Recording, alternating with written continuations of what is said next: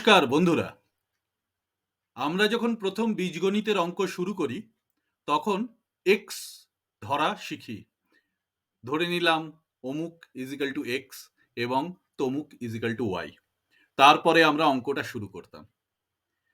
MS এক্সেলের 365-এ এই ধরা যাক বস্তুটিকে লেট ফাংশন দিয়ে ডিফাইন করে। অনেকগুলো কলম থেকে তৈরি করা একটি ছোট্ট জায়গায় এসে ফর্মুলাটি শেষ হয়। আমরা এক্সেল শিটে ফিরে যাই এবং ডিটেলে আলোচনা করি।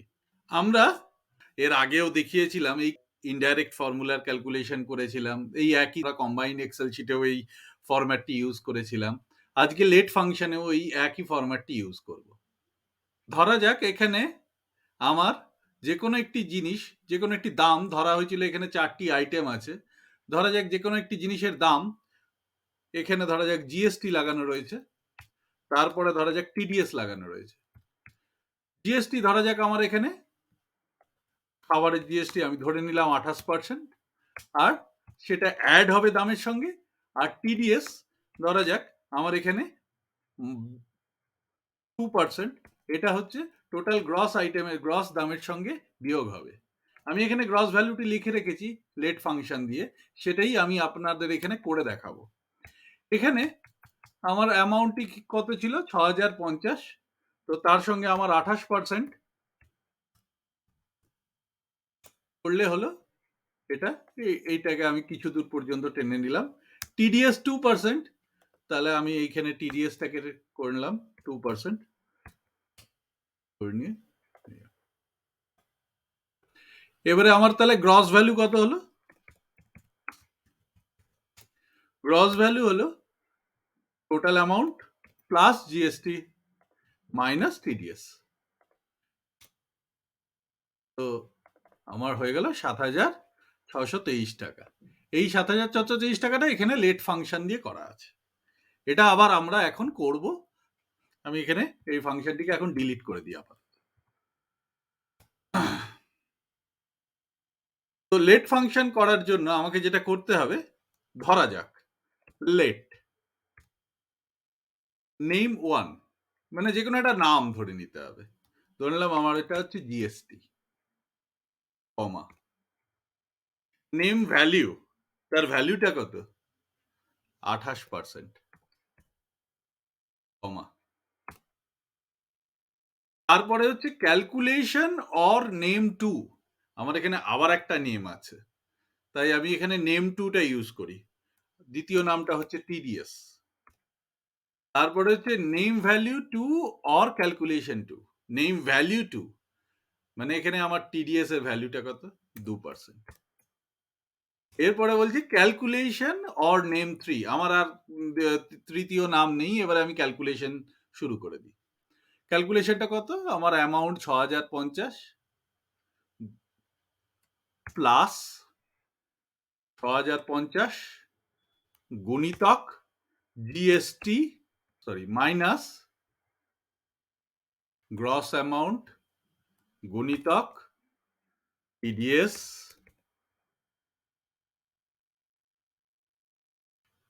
এটা হচ্ছে আমার ক্যালকুলেশন হয়ে গেল। এই ক্যালকুলেশনগুলোকে একটু আমার যেরকম মাঝে মাঝে খটকা লাগছিল, সেগুলোকে খটকাগুলোকে দূর করার জন্য আমরা সাধারণত একটা পদ্ধতি করে থাকি। যেমন ধরা যাক টিডিএস জিএসটি 28% নিয়ে আমি অল্ট এন্টার দিলাম, ওটা নিচে চলে এলো। তারপরে আবার হচ্ছে এখানে টিডিএস 2%, তারপরে আবার আমি অল্ট এন্টার দিলাম, আবার নিচে চলে এলো।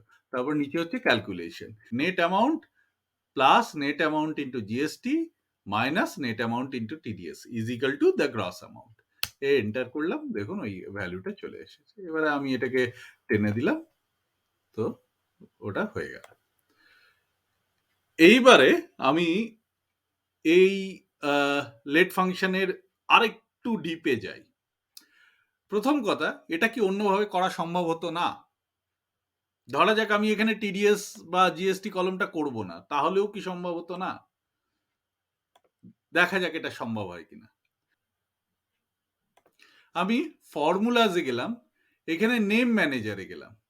নেম ম্যানেজারে গিয়ে আমি একটা নিউ নেম করলাম, এখানে দিলাম জিএসটি।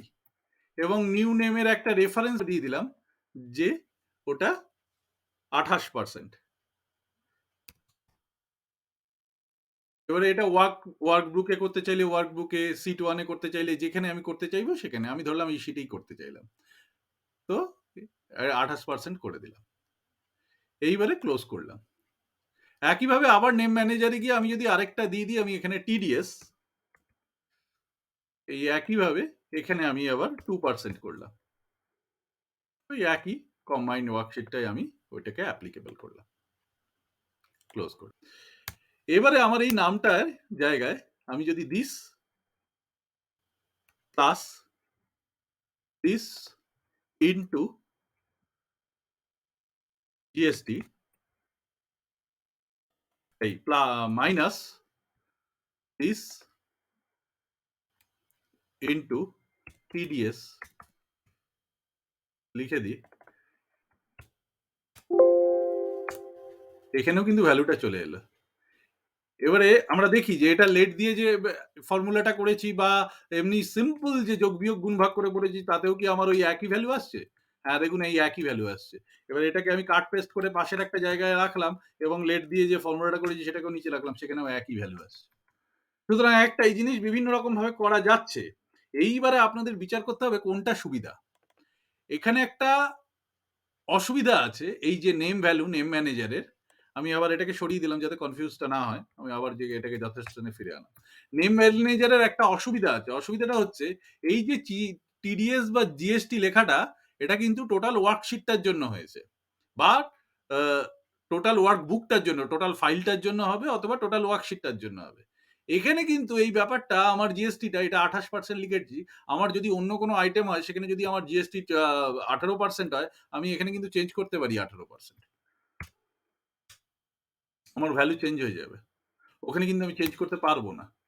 বা আমার যদি কোনো একটা সেল থাকে যেখান থেকে আমি রেফার করতে পারবো, সেক্ষেত্রে সেটাকে এখান থেকে পারবো না। তো এগুলো হচ্ছে ডিফারেন্স। আরেকটু ডিপে চলে যাই এই লেট ফাংশনের। এই একই সেই চাউমিনের আমরা একটা পিভট টেবিল বানিয়েছিলাম, আশা করি মনে আছে এই পিভট টেবিলটা। এই পিভট টেবিলটাকে আমি একটা কপি পেস্ট করে আমি একটা ফরম্যাট বানালাম, সেখানে হয়তো কোয়ান্টিটি গুলো এরকম দেওয়া আছে। এই কোয়ান্টিটি গুলোকে কপি পেস্ট করে ফরম্যাট গুলো বানাতে আমি এখানে একটা অ্যামাউন্ট পেয়ে গেলাম। এবার তার পাশে আমি একটা কাজ করলাম, যেটা গত মাসে বিক্রি হয়েছে সেটাকে আমি কারেন্ট মাসের টার্গেট হিসেবে নিয়ে নিলাম। যেমন গত মাসে বিক্রি হয়েছে ৯৯,০০০ টাকার চাউমিন, আমি ধরে নিলাম কারেন্ট মাসের টার্গেটেই ৯৯,০০০ টাকা। গত মাসে বিক্রি হয়েছে ১,০৪,০০০ টাকা, কারেন্ট মাসে আমার ১,০৪,০০০ টাকা। এটা মিনিমাম করতেই হবে বিক্রি। এটা হচ্ছে টার্গেট। এইবারে অ্যাকচুয়াল কত বিক্রি হয়েছে সেটা আমরা পেয়ে গেছি ওই পিভট টেবিলের যেটা কপি পেস্ট স্পেশাল ভ্যালু থেকে। তাহলে আমরা পেয়ে গেছি এখানে ভ্যারিয়েন্স কত। ভ্যারিয়েন্সটা কত? সিম্পল ভ্যারিয়েন্সটা পাওয়া যাবে। হ্যাঁ? এইবারে আপনারা, এবং সেই ভ্যারিয়েন্সটাকে আমি এইখানে একটা ক্যার ফাংশন দিয়ে, আমি এর আগের দুটো ভিডিওতে CHAR ফর্মুলাটাকে আমি ৪ বলেছিলাম, সরি। তো এটা ক্যার ফাংশন, ক্যারেক্টার থেকে এসছে। তো ইউনিক্যার এবং ক্যার এই দুটো হচ্ছে আমাদের ফাংশন। এই ক্যার ফাংশনের 201 দিলে আপ হয় এবং ক্যার ফাংশনের 200 দিলে ডাউন হয়। তো সেরকম করে আমি এইখানে একটা ইফ 0 করে একটা লেট ফাংশন বসিয়েছি। বসিয়ে তারপরে ক্যার করে তারপরে আমি এইখানে এটাকে কন্ডিশনাল ফরম্যাটিং করেছি। কন্ডিশনাল ফরম্যাটিংটা খুব সহজ। আপনারা যারা কন্ডিশনাল ফরম্যাটিং এর, আমার এখানে অনেকগুলো ভিডিও আছে। আমি রেফারেন্স দিয়ে দেবো। তারা দেখে নেবেন। আমি এখানে দেখিয়ে দিচ্ছি তবুও। এটা হচ্ছে এই this value is greater than is equal to 0 হলে সবুজ হবে, লেস দ্যান 0 হলে আমার লাল হবে। সিম্পল। তো মানে ডিফারেন্স এখানে আমি করে নিয়েছি ডিফারেন্স। ডিফারেন্সটা কি? This plus this divided by 4। তা আমাকে অত বড় ফর্মুলাটা বারবার লিখতে হয়নি। মানে টার্গেট আর অ্যাকচুয়ালের মধ্যে যে ডিফারেন্সটা, সেটার থেকে আমি টার্গেটটাকে ডিভাইড করে পার্সেন্টেজে নিয়ে এসেছি এবং সেক্ষেত্রে ডিকে। আচ্ছা, এবিএসটা কেন লিখেছি এখানে? অ্যাবসলিউট ভ্যালু হিসেবে। অ্যাবসলিউট ভ্যালু মানে হচ্ছে সেটা নাইদার মানে আলটিমেটলি প্লাস, মানে মাইনাস হলেও প্লাসই দেখাবে আর কি, আমার ভ্যালুটা দেখাবে। সেই অ্যাবসলিউট ভ্যালু ডিফারেন্স, ডিআইএফএফ ডিফ করে দিয়েছি আমি। যদি ধরে নেওয়া যাক এই ফর্মুলাটা ইজিক্যাল টু ডিআইএফএফ হয়, তাহলে তাহলে তুমি এইখানে দেখাবে, আর না হলে কিছু দেখাবে না। তো সেই হিসেবে করে আমি এখানে একটা ইফ ফাংশনটা বসিয়েছি, যেখানে এখানে সিম্পল বলে দিচ্ছি, যদি এই সেলটা, এই ভ্যারিয়েন্সের সেলটা is greater not equal to 0 হয়, তাহলে ডিফ ফাংশন, এখানে দেখুন এই একই ডিফ ফাংশন আমি এখানেও ইউজ করেছি, এর আগেরটাতেও ইউজ করেছি।